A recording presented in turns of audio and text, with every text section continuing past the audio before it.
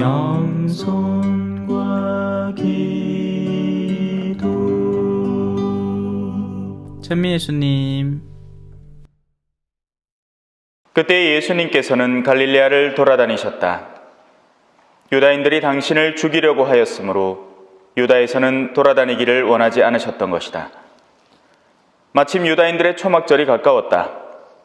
형제들이 축제를 지내러 올라가고 난 뒤에 예수님께서도 올라가셨다. 그러나 드러나지 않게 남몰래 올라가셨다. 예루살렘 주민들 가운데 몇 사람이 말하였다.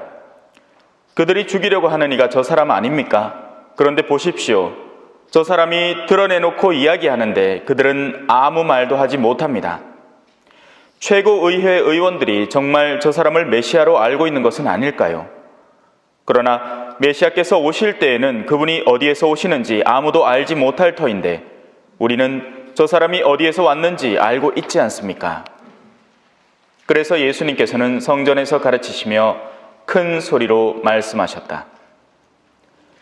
너희는 나를 알고 또 내가 어디에서 왔는지도 알고 있다. 그러나 나는 나 스스로 온 것이 아니다. 나를 보내신 분은 참되신데 너희는 그분을 알지 못한다. 나는 그분을 안다. 내가 그분에게서 왔고 그분께서 나를 보내셨기 때문이다.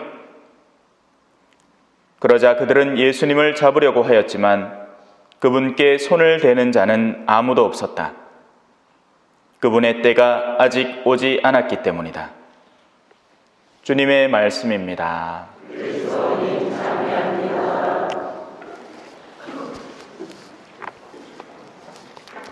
찬미 예수님, 하루 잘 보내셨습니까?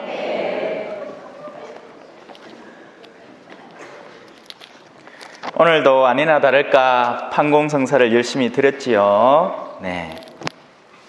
어제 그렇게 말씀했는데도 오늘 똑같더라고. 자, 여러분 죄 다시 안 짓고 싶습니까? 간단한 방법 가르쳐 드릴까요?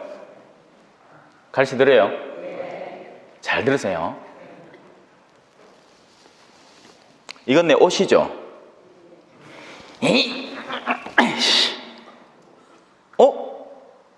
하나도 안 아프네? 맞죠? 바보 아닌 다음 다 하는 거 아닙니까? 그죠? 옷을 암만 꼬집어봐야, 암만 때려봐야 하나도 안 아픕니다. 그죠? 그렇기 때문에 꼬집고 때릴 수 있어요. 아야.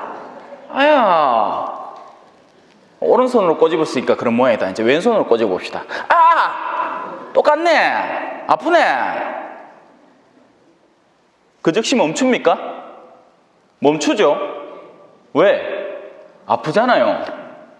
같은 지체니까 그래요. 그 누구도 자기 몸을 괴롭히는 사람은 없습니다. 바오로 사도가 예전엔 사울이었어요. 말 타고 가다가 쓰러졌지.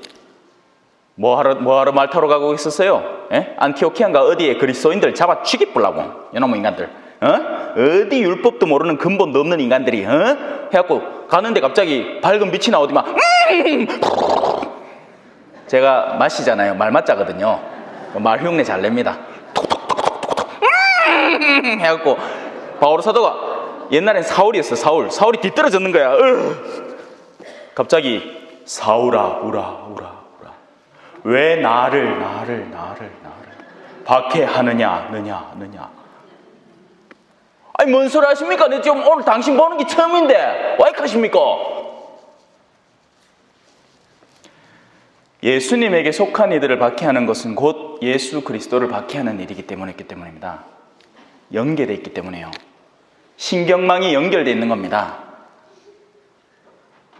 하느님의 자녀들은 하느님과 연계되어 있어요. 그래서 하느님의 자녀들은 하느님의 마음을 상하게 하는 일은 할 수가 없는 겁니다. 그 자체로. 그래서 영적인 사람은 더 이상 죄를 지을 수가 없게 되는 거예요. 이게 제 말이 아니라 신약 성경에 나오는 말이에요. 하느님을 사랑하는 이들은 더 이상 죄를 지을 수가 없어요. 하느님의 마음을 아프게 할 수가 없기 때문이죠. 하지만 우린 그렇게 합니다. 여러분, 죄를 짓기 싫은데 자기가 짓고 있다고 착각하죠. 아닙니다. 죄가 좋기 때문에 지어요. 무슨 말인지 헷갈릴 거예요. 죄를 안 지으려면 한 사람을 사랑해야 하는데 그 사람을 사랑하는 것보다는 그 사람을 험담하고 욕하는 게 쉽고 편하기 때문에 그 선택을 내가 하는 겁니다. 나로서는 더 나은 선택을 하는 것뿐이에요. 불륜을 저지르는 게 내 쾌감을 더 채워주기 때문에 그 방향을 선택하는 겁니다.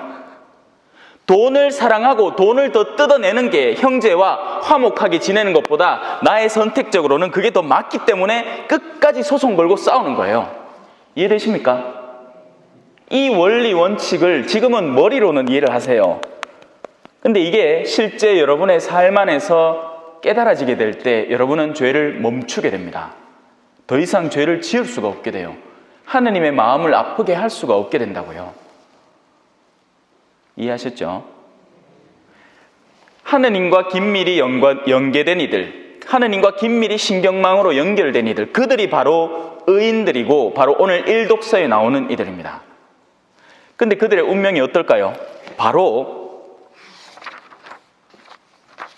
의인에게 덫을 놓자. 그 자는 우리를 성가시게 하는 자. 그 자는 하느님과 연계되어 있어서 거룩한 생활을 하려고 노력하고, 그러니 자꾸 우리를 성가시게 한다. 그 우리는 누군데요? 악인들, 하느님과 상관없는 사람들.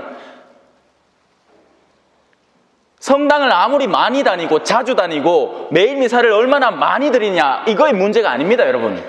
하느님과 내밀한 연계관계, 하느님과 영적으로 결합되지 않은 사람들은 모두 그 반대편에 서 있고 그들의 고통을 느끼지 못하기 때문에 의인에게 덫을 놓자. 자, 좀 더 실제적인 예를 들어 드릴게요. 한 형제가 제가 하는 강의라든지 뭘 듣고는 내가 지금까지 그래서 하는 게 아니었다. 아이고, 좀 더 가족들 돌보고 거룩하게 살아야지 하고는 이제 그날부터 레지오에 가서 1차 주회를 마치고 이제 2차 주회를 떠나려는 그 레지오 팀 앞에서 형제님들, 제가 오늘부터 결심한 게 있어서 집으로 좀 돌아가겠습니다 하면 그 2차 주회 가는 형제님들이 아이고, 그래, 좋은 결심했다, 어여가라 하겠습니까? 아니면 아이고, 끼고 앉았네, 아이고, 지가 언제부터 그래 거룩하게 살았다고, 아이고, 앵간 잘났다 그래, 애처가 공처가 빈정대고 놀릴 겁니다. 왜냐하면 그들의 마음속에는 거룩함에 대한 내용, 하느님을 사랑하는 마음, 자, 성경적으로 읽어드릴게요. 자, 이렇게 생각하지만 그들이 틀렸다. 그들의 악이 그들의 눈을 멀게 한 것이다. 그들은 하느님의 신비로운 뜻을 알지 못하며 거룩한 삶에 대한 보상을 바라지도 않고 흠없는 영혼들이 받을 상급을 인정하지도 않고 그저 세상 안에서 떨어지는 떡고물, 일시적인 쾌락들만 집중해서 추구하고 다니는 겁니다. 이해되시죠? 그것이 바로 또 복음에도 나옵니다.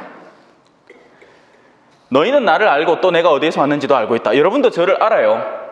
그 사람 나를 알아도 나는 그 사람을 몰라요.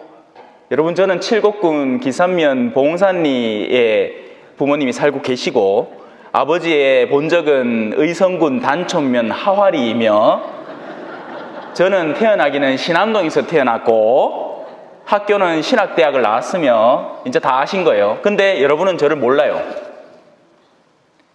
제가 지금 하는 이 모든 강의의 내용들이 어디에서 나오는지, 어디에서 기원하는지 모른다고요. 그걸 알고 싶은 사람은 이런 것들을 막 캐낼 겁니다. 자, 성경교육 받았나? 신학대학 전공 뭐 했노? 저 윤리신학 전공했어요. 성경하고 아무 상관없다고. 어이? 그래서 그들은 예수 그리스도의 근원에 대해서 모릅니다. 알죠? 어디서 왔는지. 나자렛에서 왔어요. 갈릴리아 지방 출신이고요. 촌띠라고 한마디로 얘기하면. 그때 당시에는 유다 지역 출신이거나 아니면 어느 유수한 어떤 동네 출신이어야 하는데 예수님에게는 그런 근원지가 없었어요. 물론 우리는 알고 있죠. 더 상세하게. 베들레헴에서 태어나셨어요. 하지만 그들은 그런 걸 몰라요. 그냥 나자렛 출신, 목수, 요셉의 아들. 그러나 나는 나 스스로 온 것이 아니라 나를 보내신 분은 참되신데 안타깝게도 너희는 그분을 알지 못한다. 왜?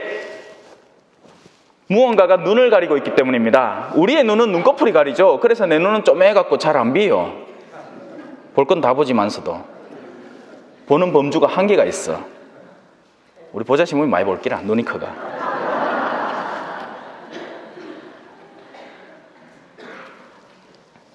하지만 영혼은 어둠에 사로잡힐 때 그 시야가 가려져 버리게 됩니다. 이해되죠? 한 사람이 탐욕에 사로잡히기 시작할 때 형제와의 친교를 망가뜨리는 결과를 일으키게 돼요. 무엇이 더 중은디? 무엇이 중은디? 최근에 유행한 영화 대사였죠. 곡성.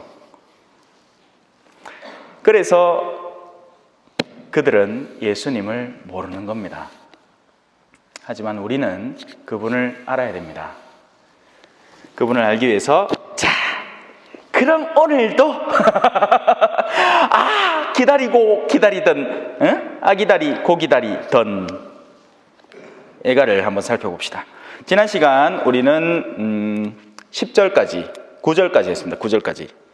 그래서 10절 설명하려다가 말았죠. 자, 이제 들어가 봅시다. 지난 시간까지 우리가 배웠던 것 대충 기억 안 나지요? 괜찮아요. 안 나는 게 정상이라. 근데 꼭 필요할 때 생각납니다. 술잔 앞에 딱 갖다 놓고 마시려고 하는데 엄마야 맞다 마시면 뭐라 했는데 뭐라 했는데요 제가. 자, 10절부터 들어가 봅시다. 예루살렘의 모든 보물에 적의 손이 뻗쳤습니다. 예루살렘이라는 것은 교회라는 것을 상징한다고 얘기를 했죠. 그 성문은 교계 제도고, 그리고 그 길을 닦는 예언자들, 사람들을 하느님께 이끌어들이는 그런 노력을 하는 사람들, 교회 봉사자들을 말합니다. 그런 가운데 그 예루살렘 안에는 보물들이 있어요. 예로부터 사람들이 소중히 여겨오던 것들이죠. 성경, 전례, 그런 소중한 모든 것들이 원래는 거룩하고 고귀한 것들인데 그것이 적의 손에 가 닿으면 변질되기 시작합니다. 그러니까 사람을 기쁘게 해야 하는 전례가 사람을 오히려 옥죄는 전례로 변해버리고, 사람에게 참된 길을 가르쳐주던 거룩한 율법이 오히려 사람들을 더 매정하게, 다른 일을 심판하게 만들어버리는 그런 교만의 근거로 작용하는 법으로 변질된다는 것입니다. 그것이 바로 예루살렘의 모든 보물들에 적의 손이 뻗치고 있다는 것이죠. 당신의 공동체에 들어오지 못하도록 명령하신 민족들이 성소로 쳐들어가는 것을 그는 보아야만 했습니다. 성소는 어디입니까? 거룩한 장소는 어디예요? 우린 지금 성소 안에 있나요? 네. 통상적으로 알려진 거룩한 곳, 성전 안에 있죠. 하지만 진정한 성소는 이곳이 아닙니다. 예수님은 허물으라고 했어요.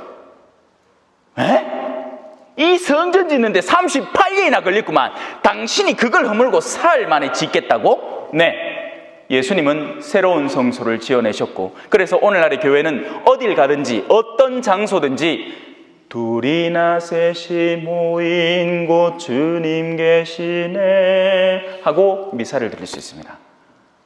저는 그 증거고요. 시골 마을 어디를 가든지, 하기야 오늘날도 그래요. 반모임 가면 어디를 가든지 신부님 미사 가방 딱 열고 딱딱딱 체리가 드리면 돼. 안 그래요? 성당 없다고 미사 못 드립니까? 요즘도 신설분당 시작하면 천막 밑에서 미사 드리고 그래요. 바람도 좀 불고 그러지. 어제 제가 얘기했죠, 그죠? 미사 드린 옆에 개도 막 오고 간다고. 성소라는 것은 사람들의 공동체, 하느님을 모실 수 있는 영역을 말하고, 그 성소의 가장 본질은 어딜까요? 바로 여러분들의 영혼을 말합니다. 여러분들의 고귀한 영혼, 여러분들의 마음 말이에요, 마음. 그런데 거기에 하느님께서 들어오지 못하도록 명령하신 이민족들이 들어온다는 거예요. 원래 성소에는 무엇이 있어야 할까요? 하느님을 사랑하는 마음, 하느님을 뒤쫓고 싶은 마음, 하느님을 끌어안고 싶은 마음이 존재해야 합니다. 그게 바로 거룩한 영, 성령이죠. 그런데 그 성령은 온데간데 없고, 이민족들, 탐욕, 시기, 분노, 게으름, 그런 온갖 것들이 내 마음을 차지하기 시작하면서 나를 더럽힌다는 겁니다. 예를 좀 들어드려야지, 그죠?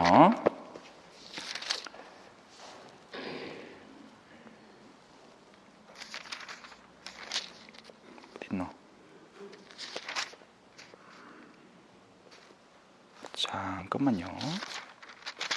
와, 이거 못 찾겠나? 내 신분 맞나? 여기 있다. 로마서입니다. 이 민족들의 종류를 이렇게 이해하시면 됩니다. 로마서 1장 29절부터입니다. 그들은 온갖 불의와 사악과 탐욕과 악의로 가득 차 있고 시기와 살인과 분쟁과 사기와 악덕으로 그득합니다. 그들은 험담꾼이고 중상꾼이며 하느님을 미워하는 자고 불손하고 오만한 자며 허풍쟁이고 모략꾼이고 부모에게 순종하지 않는 자며 우둔하고 신뢰가 없으며 비정하고 무자비한 자입니다. 아무리 얼마나 외적으로 형식적으로 신앙적인 규율과 규정들을 꼬박꼬박 지키고 있느냐 없느냐의 문제가 아니에요. 악인들도 그런 걸 할 수 있어요. 예수님 시대에도 바리사이와 율법학자들은 철두철미하게 그 시절의 율법을 지켜왔습니다. 제가 10년차 맞아가지고 예루살렘 여행을 갔다 왔는데 참 재밌었던 게 뭐냐? 토요일이었어요. 안식일. 뭐 하는지 아십니까? 엘리베이터를 딱 타는데 엘리베이터에 누를 버튼이 없어. 왠고 했기에 이 엘리베이터는 안식일 전용 엘리베이터인데 층층마다 다 선대요. 왜? 버튼 누르는 게 일이라고. 그 일을 안 한다는 거지. 당황스러웠습니다. 참. 아직까지 익하고 있구나, 이놈 민족들. 그런데 우리 한국 가톨릭은 어떨까요? 거의 비슷합니다. 어떤 종류의 외적 규율을 엄수한다고 실제 우리가 내적으로 갖춰야 할 영역들을 깡그리 무시해버리는 거죠. 율법의 근본 정신은 뭡니까? 하느님을 사랑하고 내 이웃을 내 몸처럼 사랑하는 것이다 하고 예수님이 강조하지 않았습니까? 그런데 우리는 아직도 누군가가 복사 쓰다가 좀에 틀린다고 그 밑에 앉아갖고 마치 우리 축구 관전하듯이 우리 축구 관전하기 시작하면 전부 다 감독되잖아요. 그죠? 축구 프로 해설가가 돼갖고 에헤이 레프트로 해야지 그걸 못 뛰고 그러노. 직접 운동장 한번 뛰보시지를. 절대 그래 못 뛸걸요.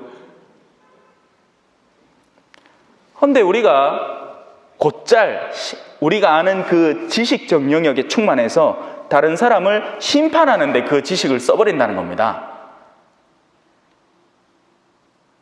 남들보다 먼저 그 자리를 차지했다고, 남들보다 먼저 좀 더 많이 안다고 해서. 자, 다시 돌아옵시다. 자, 그래서 무슨 말인지 알겠죠? 당신의 공동체에 들어오지 못하라고 명령하신 민족들이 성소로 쳐들어가는 것을 그는 보아야만 했던 겁니다. 여러분, 지금 우리가 이 애가를 배우는 것은요, 이런 슬픔과 자괴감에 빠져들자는 게 아니에요. 그럼에도 불구하고 그런 우리들에게 다시 희망의 손길을 주시는 하나님을 만나기 위해서입니다. 하지만 그 만남을 제대로 이루기 위해서는 먼저 내가 어디 있는지를 알아야 그 다음에 도움을 요청해요. 자기가 늪에 빠지고 있는 줄 알아야 그 다음에 살려달라고 외치기 시작하는 겁니다. 그런데 자신이 아직까지는 발목까지, 한 무릎까지 쓱 빠져가는데, 계속 빠지고 있는데 괜찮네, 좀에 더 빠지도록 내 떠나보지 뭐. 여기까지 허리까지 찼어. 괜찮네, 숨 쉴만하네, 모가지까지 찼어. 그래도 내 코는 안 당기잖아. 하다가 어느 순간 뽑을래야 뽑을 수가 없는 지경에 이르게 됩니다. 악마는 명민해요. 그래서 여러분들을 아주 사소한 악덕부터 시작해서 거기에서부터 상당히 큰 오류로 접어들게 만들 겁니다. 사실 거의 모든 악의 결과물들이 그렇게 양산되는 거예요. 처음부터 누구를 죽일 마음이 있었던 게 아닙니다.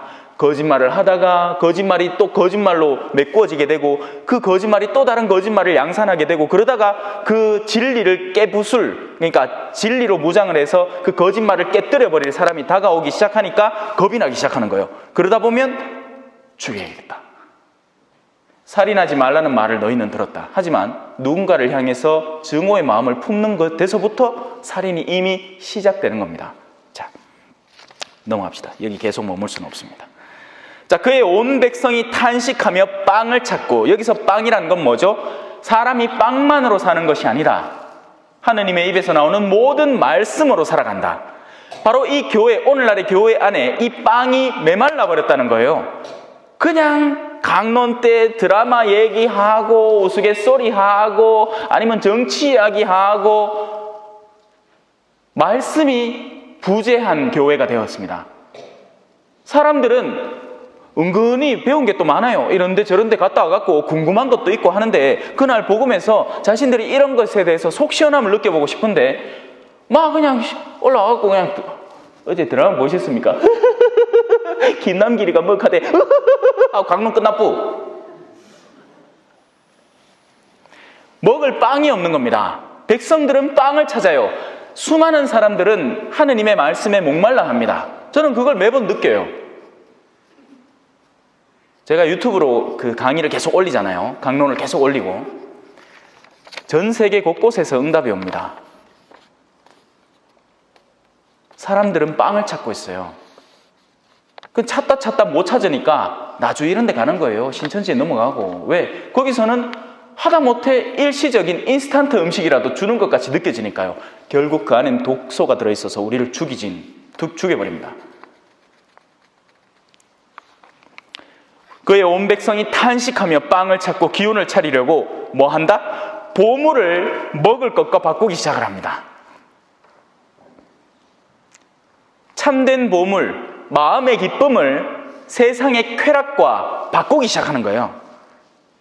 일시적인 먹을 것. 이든 저든 내 마음이 기쁨을 누렸으면 좋겠어요. 사람들은 행복을 찾습니다. 그런데 그 행복을 진정으로 느낄 수 있는 영역은 육체가 아니에요, 여러분. 깜빵에 갇혀 있어도 마음이 자유로운 사람이 있는가 하면 전 세계를 돌아다니지만 어떤 죄책에 시달리는 사람이 있습니다. 뭘 원하세요? 저는 전자를 원합니다.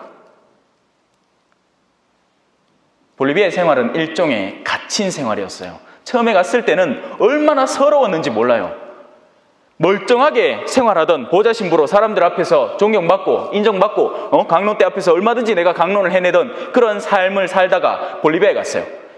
이게 안 되는 게 이게 말 한마디를 못하는 거예요. 스페인어를 해야 되니까 스페인어. 여러분 스페인어 들어보셨어요? 여러분 가르쳐 드릴게요. 여러분들이 들어본 스페인어. 라쿠까라차 라쿠까라차 무슨 뜻이게요? 바퀴벌레 바퀴벌레. 또 다른 것도 있어. 돈데보이 돈데보이 에스페란사. 돈데보이. 그게 무슨 영어로 보이가 아니고 나는 어디로 갈까요? 멕시코 국경에서 이 이민국에 쫓기는 한 여인의 노래입니다. 집에 사랑하는 남자를 놔두고 자기는 국경을 막 걸어서 물건을 팔고 돌아오고 하면서 끊임없이 시달리는 그 여인의 마음을 담은 노래. 그런데 우리가 그런 걸 어떻게 알아? 들어본 적이 없거든요. 그러니까 가게 가서 과자 하나 사 먹고 싶은데도 말을 못하는 거예요. 사람 답답해 죽심디. 그러고 그 동네 아들이 다 착하진 않아요. 신부 말 못한다는 걸 알면 무시하기 시작합니다. 교리교사 회의를 하는데 아이고 막 우리 보자심은 우리 말 할 줄 모른다 하면서 자기들끼리 막 이야기를 하면서 섭섭함을 토로하는 선교사들의 체험담도 있어요. 여러분 절대로 보물을 쾌락적 요소와 바꾸지 마십시오. 여러분들의 영혼의 기쁨, 그 기쁨은 누구를 통해서 배울 수 있을까요?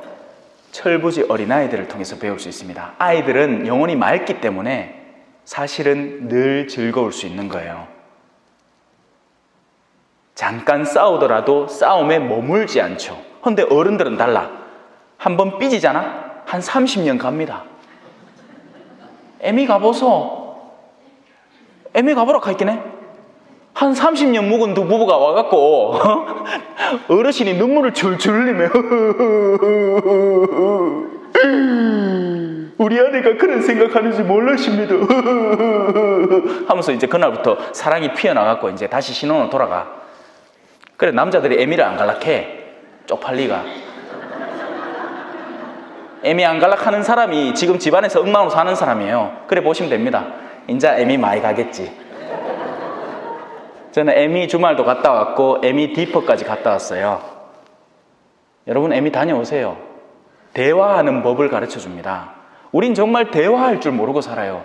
그러는 통에 말 그대로 보물과 먹을 것을 바꾸면서 살아가요. 무엇이 참된 보물일까요? 마음의 안녕이 보물입니다. 돈 좀 없어도 돼요. 예? 우리 옛날에 가난해도 잘 살았어요. 안 그래요? 가난했기 때문에 이웃을 걱정하고 따라라라라라라라라라 전원일기 옛날에 그 가난했던 삶이었지만, 농부의 삶이었지만 서로들 돕고 살았어요. 예? 안 그래요? 그 일요일 엄마가 그리 먼 때도 그 김혜자 씨가 그리 돌봐주고 그래 해 도와줘. 그래 서로 균형이 맞아 살아가는 거예요. 근데 요새 보이소, 우리 잘 살잖아. 그렇게 옆집에 누가 사는지도 몰라. 몇 달 있다가 어느 시체가 하나 발견되는데 백골로 남은 미라가 된 어떤 할매 시신이 또 발견이 된다. 하도 우편물을 안 찾아가갖고 관리인이 나중에는 문 따고 득 들어가 봤디만 아무도 관심이 없었던 거예요. 뭐 냄새가 나긴 나는데 아이고 옆집에 와 이래 청소를 안 하노 하고 그냥 맨날 지나다니는 게야. 냉혹한 세상이 됐어요. 과연 우리의 마음의 보물은 어디가 있을까요?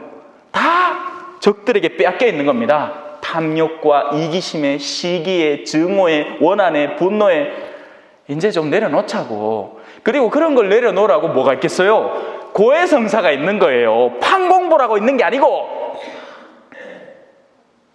판공은 한국교회의 고유한 제도입니다. 딴 나라 가면 없어요, 여러분. 판공 왜 있게요? 냉담자 숫자 파악하려고. 이 판공표가 제대로 안 들어오면 이 사람이 성당 안 나오고 있다는 증거이기 때문에 그거를 내라고 하는 게야. 그런데 또 우리 어머니들 또 아들내미 냉담하고 있는데 판공표 2장 요래 접어가 들고 와갖고 어뜩 낸다. 아이고. 그래 교정에 줄 끄지 말라고. 아니 교정에 줄 안 끄인다고 그 냉담 상태가 자동으로 풀어집니까? 차라리 기도를 해줄 줄 알아야죠. 에? 하느님께 기댈 줄 알아야지. 부자가 하늘 날아가는 것은 거의 불가능한 일이에요. 낙타가 바늘길을 통과하는 것처럼 불가능한 일이에요. 하지만 누구에게는 가능하다? 하느님에게는 불가능이 없다. 그렇기 때문에 기도하는 겁니다, 여러분. 여러분 중풍병자 이야기 알죠? 예수님이 중풍병자한테 야, 니 짐 싸고 일나 버뜩 집에 가쁘라 라고 얘기 안 했어요. 처음에는 무슨 얘기를 했는지 아세요? 네 죄는 용서받았다고 얘기를 했어요. 근데 그 죄에 대한 용서가 그 기원이 어디 있는지 아십니까? 그 사람이 내 용서해 주이소, 내 몸이 마비돼갖고 좀 살려주이소 한 적 없어요. 그 사람은 계속 투덜거렸을 거예요. 만 닦고 내를 데리고 가노, 내가 그냥 집에 가만히 놔두지. 근데 친구들이 믿음을 가졌던 거예요. 친구 4명이 믿음을 갖고 사람이 많은 게 지붕까지 올라가서 지붕을 드러내고 그 사람을 내려보낸 겁니다. 그러니 예수님께서 그들의 믿음을 보시고 중풍병자의 죄를 용서해 주시는 거예요. 여러분, 의인의 간절한 기도는 죄인의 죄를 용서해 줍니다.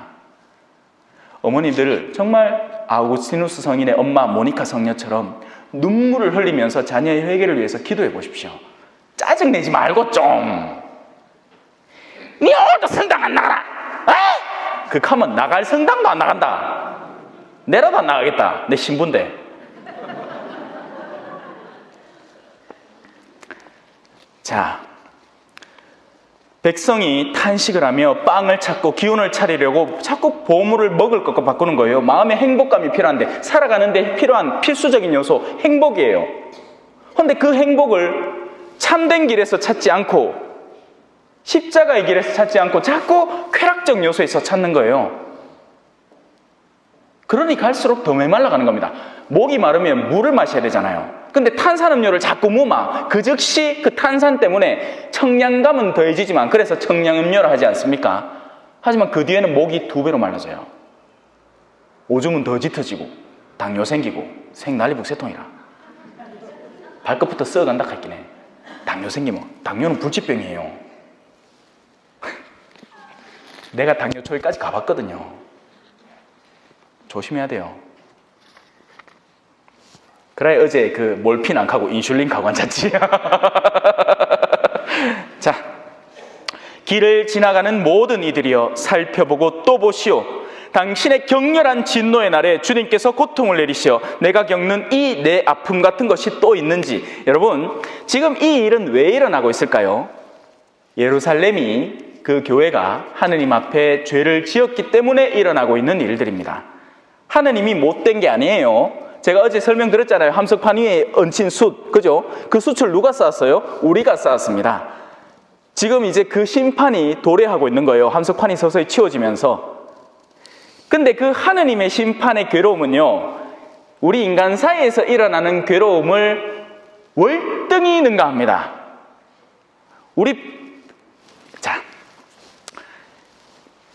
그러니까 본당 신부가 아닌 신부가 왔을 때 그 유난히 줄이 깁니다. 왜 그럴까요? 주임 신부님이 내 목소리를 알면 쪽팔리거든. 그래, 다른 신부님 왔을 때 얼른 봐야 되는 기라. 어? 이 신부 내 모를 낀게. 맞아요, 몰라요. 보세요. 실컷 보세요. 근데 이것만 알아두세요. 고해에서 자꾸 수치를 경감시키면 여러분에게 절대 득이 되지 않습니다. 이거 어제 제가 얘기했던 것 같은데. 고해는 수치스러워야 돼요. 그래야지 다시 반복하지 않아요. 아픈 줄 알아야 그 아픔을 느끼면서 내가 그 아팠던 기억을 되새기면서 다시 그 오류를 반복하지 않아요. 제 손등에 이거 자국 보이죠? 생생하게 기억합니다. 뭐게요? 강정보가 갖고 이 바퀴 옆불떼기로 달린 요새 오토바이 희한한 거 있잖아. 그죠? 바퀴 옆불떼기로 2개 떡 달려갖고 위에 손잡이 떡 달린 거. 강정보가 하면 그걸 타고 놀라고 줘요. 절대 타지 마세요. 실컷 가고 있는데 갑자기 바퀴가 멈추는 기라 와닥 쓰러졌습니다. 손 갈고 얼굴 갈고 이 이쁜 얼굴, 응? 자동 필링을 한번 했다마는 얼굴 갈고. 그래, 흉터가 남았는데 여러분, 피부의 상처는요, 이게 그냥 놔두면 딱지가 지고 상처가 이렇게 두툼하게 부풀어 오르거든요. 그러니까 피부과 가면 치료를 어떻게 하는지 아십니까? 면도기 같은 칼로 옆에 둔턱 살을 깎아. 아파 죽습니다. 내 다시는 강정보 가갖고 그 오토바이를 안 타는 기라. 같은 오류를 절대 반복하지 않는 거죠. 하지만 죄의 수치를 자꾸 경감시키면 또 그 죄를 짓습니다. 남 험담 해놓고는 그게 자기가 아픈 줄 몰라, 부끄러운 줄 몰라. 그러니까 또 반복하는 거예요. 재밌거든. 남편 한번 씹어보면 재밌거든. 여기 풍선껌 맨키로예요. 아주 제대로 씹히거든. 남편 씹을 줄 아는 거예요, 이 자매는. 한번 씹어보면 재밌어. 주임 신부님 씹는 사람도 있고 막. 교사들 중에는 보살 신부 씹는 사람도 있고 막. 많네. 물론 이번 당에는 없으리라 생각합니다. 네, 자, 그분께서는 높은 데에서 불을 보내시오. 자, 이게 여러분들이 좀 듣기 힘들 수도 있는데 그래도 들어놓으시다. 그래야지 그 오류를 반복을 안 하죠, 그죠? 예수님이 이런 말씀을 하셨습니다. 모두 불소금에 절여질 것이다. 기억나시죠? 예. 불이라는 특성에 대해서 여러분 이미 알아요. 그래도 한번 배워볼까요? 뜨거워! 불은 태웁니다. 맞죠? 근데 자, 이걸 들고 가면 뭐야 돼? 이걸 들고 갖다 대마 탑니까 안 탑니까? 안 타요. 금속이기 때문에 정련이 되죠. 불은 태워야 하는 것을 태워버립니다. 반면 불은 남겨둔 것을 더 깨끗하게 만들어버려요. 그게 불의 특성입니다. 위로부터 오는 불. 나는 너희에게 물로 세례를 준다. 하지만 내 뒤에 오시는 분이 계신데 그분은 성령과 불로 세례를 주실 것이다. 기억나시죠? 그 불이 바로 위로부터 오는 불입니다. 그 불은 의인에게는 구원의 불, 악인에게는 심판의 불이에요. 근데 지금 이 예루살렘은 자신이 죄스러운 상태에 있기 때문에 위로부터 오는 불이 자신을 태워버리는 거예요. 어떤 것들을? 내 안에 들어있는 탐욕, 이기심, 시기심, 질투, 분노, 원한, 이 기타 등등 온갖 더러운 것들을 태워버리게 됩니다.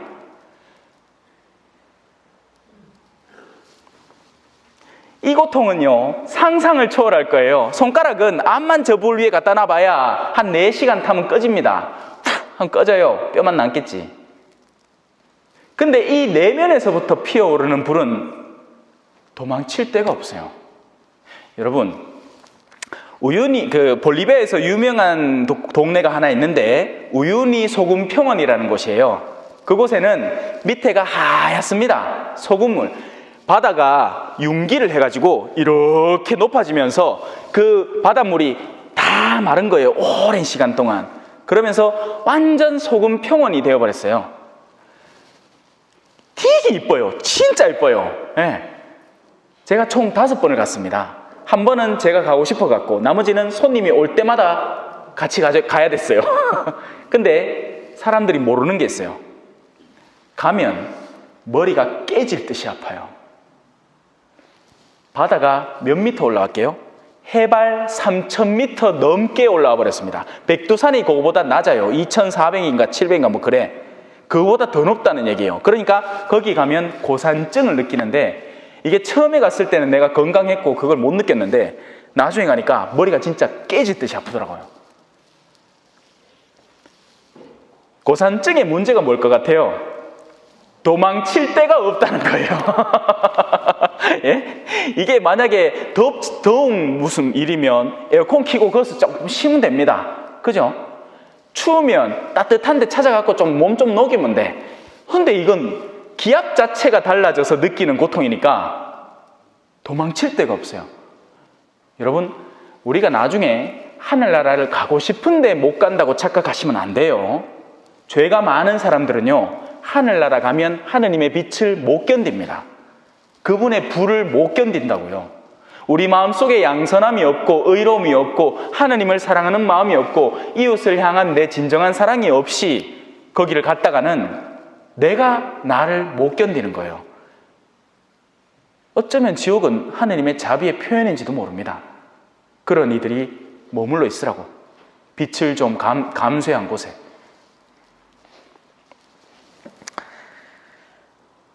그분께서는 높은 데서 불을 보내시어 내 뼛속까지 꿰뚫게 하시고, 제가 성경대학 포스터 만들어가지고 다 곳곳에 붙여놨습니다. 하느님의 말씀은 살아있고 힘이 있으며 관절과 골수를 갈라 그 속에 숨은 생각을 드러냅니다. 우리의 은밀한 내밀한 영역들이 하느님 앞에서는 마치 깨끗한 거울처럼 다 드러나는데, 지금은 가리울 수 있어요. 지금은 화장하면 얼굴도 잘 가리. 내 평화방송 나가보니까 알겠더라고. 요 비비크림이라는 걸 싹 발라보면 요 흠이 다 사라지. 희한해. 화장 기술이 많이 좋아졌어요. 지금은 여러분의 육신이 여러분의 영혼의 내면 안의 요소들을 가려줄 수 있습니다. 그래서 일시적으로는 여러분들이 선한 사람인 흉내를 낼 수 있어요. 그런데 하느님 앞에서는 속일 수가 없습니다. 우리 안에 있는 음탕함과 온갖 종류의 악습과 악한 의도들이 그분 앞에서는 고스란히 드러나게 돼요. 그게 가장 괴로운 일이 될 겁니다. 그러니 지금부터 상쇄시켜 나가야 돼요. 지금부터 깎아서 없애 나가야 된다고요. 나 혼자 애가 달라? 참 보마, 그죠? 예언자들 혼자 애가 다른 것 같아. 막상 죄를 짓는 사람들은 그래 하고 앉았고, 예언자들 혼자 막 애가 달아갖고 여러분들 회개하십시오 하는데 안 들어. 자, 내 발에 그물을 펼쳐 놓으셨다가 뒤에서 나를 낚아채셨다오. 이 모든 일들이 하느님이 몬때꾸로 니 고래 나쁜 짓 하지, 요 걸린 넘어지뿌라 하고 주는 게 아니라 내가 그분께 걸려 넘어지는 것입니다. 그리스도는 유다인들에게는 수치고 이방인들에게는 어리석음이에요. 사람들의 걸림돌인 거죠. 누구에게? 죄를 짓는 이들에게 의로운 이는 걸림돌이 됩니다. 그러니까 오늘 바로 이 독서 말씀처럼 그런 사람들을 죽이려고 하는 거예요. 의인은 우리가 하는 일을 반대하여 율법을 어겨 죄를 지었다고 우리를 나무라고, 교육받은 대로 하지 않아 죄를 지었다고 우리를 탓하고, 하느님을 아는 지식을 지녔다고 공언하며 자신을 주님의 자식이라 부르고, 우리가 무슨 생각을 하든 우리를 질책하니 그를 보는 것만으로도 우리에게는 짐이 된다. 그는 우리에게 걸림돌이 된다. 그러니 그 사람을 죽여야 하는 겁니다. 그게 그리스도인의 운명이에요, 여러분. 너희는 내 이름 때문에 모든 이에게 미움을 받을 것이다. 세상이 여러분들의 친구라면 여러분들의 삶을 의심해 봐야 됩니다. 뭔가 그들의 내밀한 욕구에 늘 부합하는 삶만 살아오고 있다는 얘기니까요. 우린 그럴 수 없어요. 그분께서 나를 황폐하게 하시어 이 몸은 온종일 괴로워한다오. 자, 하느님이 우리에게 전해주시는 그 심판의 움직임은 왜 그럴까요? 하느님은 우리에게 왜 그런 종류의 일들을 허락하시는 걸까요? 왜냐하면 우리가 그걸 깨닫고 뉘우치고 부서진 마음을 들고 하느님께 돌아오게 하려는 겁니다. 어머야, 깜짝 놀랐다네. 예수님하고 성모님이 저 딱 숨어 계시네. 자, 아유, 난 또 환시 받나 싶었네. 혼자 좋아했네. 자, 보세요. 오늘 화답송이었습니다. 여러분이 반복해서 읽은 부분이에요. 주님은 마음이 부서진 이를 가까이 하신다. 하느님이 의도하는 것은 우리를 심판하는 게 아니라 우리를 구원하시는 것입니다. 잊지 마세요. 하느님이 외아들 예수 그리스도를 보내신 것은 이 세상 모두를 구원하시러 보내신 거예요. 하느님은 우리를 심판하시려는 게 아니라 99마리의 성한 양을 두고 잃어버린 한 마리의 양을 찾아 돌아다니시기 위함입니다. 그 마음을 이 애가에서 읽어내야 돼요. 그냥 슬픈 이야기만 잔뜩 쓰여있다고 좌절하거나 실망할 게 아니라, 자, 그분의 손이 지우신 내 죄악의 멍에는 단단히 매여있고 그것은 내 목 위에 올려져 있어 내 기력을 세장케 한다오. 우리 옛날에 왜 조선시대인가 무슨 시대인가 우리 박해시대 때 감방에 들어가면 칼이라는 것을 써요. 칼. 예? 그 칼이라는 건 일단 목에 이렇게 받쳐 있어서 답답하지만 그 자체의 나무 무게가 이 어깨를 짓눌러 버립니다. 그러면 막 허리도 아프고 막 가만히 앉아 한 3시간만 앉아서 또 아플 낀데 꼼짝도 못 한 채 그 칼을 차고 앉아 있어 보이소. 영혼들이 그렇게 신음하고 있다니까요. 근데 자기가 무슨 칼을 쓰고 있는지도 이해하지 못하고 있다면 그 얼마나 가련한 영혼입니까? 안 그래요? 벗겨주고 싶지 않겠어요? 그게 제 마음이고요. 공연한 오류에 빠져 있는 영혼들, 자신이 무엇을 잘못한지도 모르는 그런 영혼들의 칼을 우리는 빼줘야 돼요. 그래야지 자유로워지죠. 주님께서는 내가 대항할 수 없는 자들의 손에 나를 넘기셨다오. 그래야 우리의 교만이 꺾일 테니까요. 우리 앞에 나보다 위대한 누군가가 와서 나를 꺾을 때 그때 내가 내 본연의 자세를 이해하게 됩니다. 그 전까지는 내가 어떤 상태인지 잘 몰라요. 그래서 여러분 주변에는 여러분을 성가시게 하는 사람이 꼭 있는 거예요. 여러분의 자존심을 건드리는 사람이 꼭 있는 겁니다. 그런 사람들을 통해서 내가 하느님 앞에 겸허해지라고 있는 거지, 그 사람들 꼭 또 다시 이기려고 또 내 욕심을 더하고 싸울 전의를 불태우라고 있는 게 아니에요. 우리 밖에서 안으로 들어오는 건 우리를 더럽히지 못해요. 설령 악인이 내 옆에 있다 하더라도 그의 악이 나를 더럽히지 않습니다. 뭐가 나를 더럽힐까요? 우리 안에서 밖으로 나오는 것들이 나를 더럽혀요. 주님께서는 나에게 속한 용사들을 모두 물리쳐 버리시고 내 젊은이들을 때려 부수시어 나를 거슬러 집회를 소집하셨다오. 우리에게도 나름 대적할 능력과 힘들이 있었어요. 바오로 사도가 얘기하죠. 여러분 말씀의 방패를 잡고 무슨 성령의 칼을 쥐고 무슨 쓰고, 용사들이란 나를 위해서 싸워줄 수 있었던 나의 외적인 능력치들을 말합니다. 지금 우리 교회는 나름 이 어둠과 싸울 수 있는 수많은 공격 수단들을 갖추고 있어요. 그런데 하느님은 그런 것들을 나에게서 빼앗아 가시는 거죠. 제자들을 복음 선포하러 보낼 때 많은 것들을 지니게 하지 않았습니다. 신발도 2켤씩 신지 말고 지팡이도 하나만 들고 가고 무슨 자루 들고 가지 말고 전대, 금도, 은도 아무것도 들고 가지 마라. 왜? 그렇게 나에게서 내가 의지할 요소들이 빠져야 내가 비로소 하느님을 찾게 되기 때문이에요. 그래서 하느님은 나날이 갈수록 우리에게서 어떤 요소들을 빼앗아가는 겁니다. 여러분들의 젊음,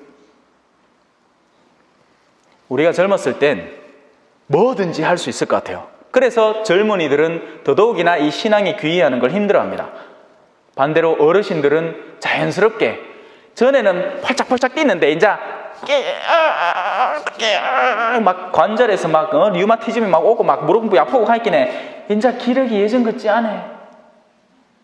그러니까 이제 옛날에는 뭐 우리 황창현 신부님 툭하면 하는 말씀 있잖아요. 그죠? 뭐라 하더라? 다리 떨릴 때 여행 가지 말고 가슴이 떨릴 때 가라 했던가? 하여튼 막 그런 거 있잖아요. 그죠? 이제는 그런 여행도 막 하기 싫어. 막 아무런 의욕이 안 솟는 기라. 에? 그런 젊음이 점점점 상쇄되어 가고 나의 능력치가 세상의 어떤 요소들과 부딪혀가면서 자존심을 상하게 되고, 그렇게 해서 겸허해진 마음일 때 하느님은 우리를 방문하시는 거예요. 얘야, 나 여기 있다. 제자들이 풍랑에 시달릴 때 예수님의 도래와 예수님의 풍랑의 멈춤의 활동이 더 감사하게 느껴지는 겁니다. 그러지 않고 제자들이 기술이 어느 정도 있고 풍랑이 어느 정도 자신들이 다룰 수 있는 정도였다면 더한 교만에 빠져버렸을 거예요. 맞겠죠? 아이고 예수님 왔는겨, 천천히 걸어 어디서 물리를 막 걷고 있는데 아이고 예수님 천천히 어디서 내 옆에 똑띠 해놨니다. 자자자 타이소 천천히 내 잘하지? 아이고 잘한다. 주님께서는 포도 확을 밟듯 처녀딸 유다를 짓밟으셨다오. 이 때문에 울지 않을 수 없어 내 눈은 눈물을 흘린다오. 나를 기운 차리게 해주실 위로자께서 내게서 멀리 계시기 때문이라오. 원수가 기세를 떨쳐 내 아들들은 쇠멸해 간다오. 그러니까 희망들이 갈수록 사라져가는 겁니다. 내가 그동안 기세등등하게 이 세력을 떨치면서 나름 세상에 복음을 전한다고 초창기엔 나섰는데 지금에 와서는 우리가 갈수록 그 기력이 쇠잔해져 가는 거 안 느껴지십니까? 현대교회의 모습을 보세요. 예? 사람들이 갈수록 선교 의욕이 떨어져요. 아니에요, 여러분. 그건 바로 여러분 안에 잠재된 힘입니다. 우리가 써보질 않았기 때문에 그 능력이 있는지를 모르는 거예요. 저 뒤에 해병대 한 명 있는데요. 예? 해병대 가기 전까지는 어머야, 내 그거 갖고 잘 견뎌내겠나? 하지만 막상 가서 훈련을 받아보면 없던 힘이 생겨나더라는 거야. 암만 안 해도 동료들하고 또 같이 가고 막 훈련 받고 하니까 버텨내더라는 거지. 저는 해병대를 나오지는 않았어요. 그냥 군대를 갔다 왔지. 근데 저 김포에 살아갖고 옆에 다 해병대였어. 예. 그리고 해병대도 해병대 나름이더라. 군종에서 일하는 해병대는 아주 그냥 낭창하더만. 예? 자, 시온이 두 손을 내뻗었건만 위로해 줄 리 아무도 없다오. 주님께서 야곱을 거슬러 그의 적들을 그 둘레에 불러 모으시니 예루살렘은 그들 가운데에서 혐오거리가 되어버렸다오. 그러니까 이 주님께서 그 모든 것을 마련하고 계신 겁니다. 그리고 그 근본 목적은 뭐다? 예루살렘의 구원이에요. 예루살렘의 파멸이 아니라. 마치 지금의 외적 겉모습은 하느님께서 왜 이런 힘든 요소들을 나한테 허락하셔서 나를 무너뜨리는 것 같이 느껴질까 싶겠지만 그 근본 의도는 나를 더욱더 강하게 일으켜서 당신의 은총에 기대게 만들고 세상에 복음을 선포하도록 만드는 게 그분의 근본 목적입니다. 그게 제가 지금까지 겪어왔던 일들이었어요. 볼리비아에 가서 뭘 하겠노 내가? 했는데 가서 보니 정말 내 힘이 쏙 빠지고 별의별 일 다 당해봤습니다. 진짜 강도도 당해봤어. 예? 개미한테 물려가 죽을 뻔도 해봤어. 또 그 와중에 이 급성 간염 걸려가지고 오늘 내일 진짜 오늘 내일 해봤어요. 급성 간염 걸리면요 딸꾹질이 큰일 납니다. 간이 이 비대해지면서 어떤 기관을 미나 봐요. 그러면서 딸꾹질을 밤새도록 했어요. 제가 그래 술 많이 먹으면 딸꾹질 하는 기라 가히 커지니까 맞다 했겠네. 호히. 그런 여러 체험들이 있는 중에 오히려 역으로 하나님께 기대는 마음이 더 커졌어요. 저는 내 힘이라는 게 이렇게 보잘것없는 것이구나. 나란 인간이 정말 신학교 때는 제가 참 교만했습니다.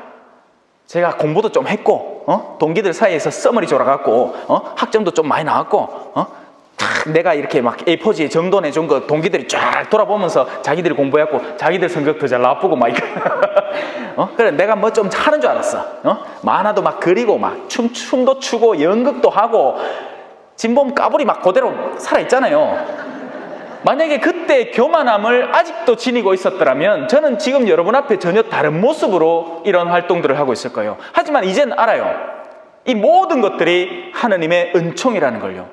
하느님 당신의 손길이 아니면 인간은 그야말로 한낱 지나가는 들풀에 불과합니다.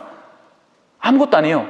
있던 자리를 쳐다보며 어느새 사라지고 없더라는 겁니다. 우리가 세상 안에서 아무리 어떤 나은 재주, 달란트를 가지고 있다 하더라도 그 안에 하느님을 품지 않은 그런 재주들은 사라져버리고 맙니다. 잊지 마세요. 내가 그분의 명령을 거역하였다오. 민족들이여 모두 내 말을 들어보. 내 상처를 보아주. 내 처녀들과 총각들이 포로로 끌려갔다오. 이렇게 예루살렘은 자기 스스로를 자각하기 시작합니다. 아, 내 잘못이었구나. 그로 인해서 하느님이 나에게 이런 일을 허락하시는 거구나.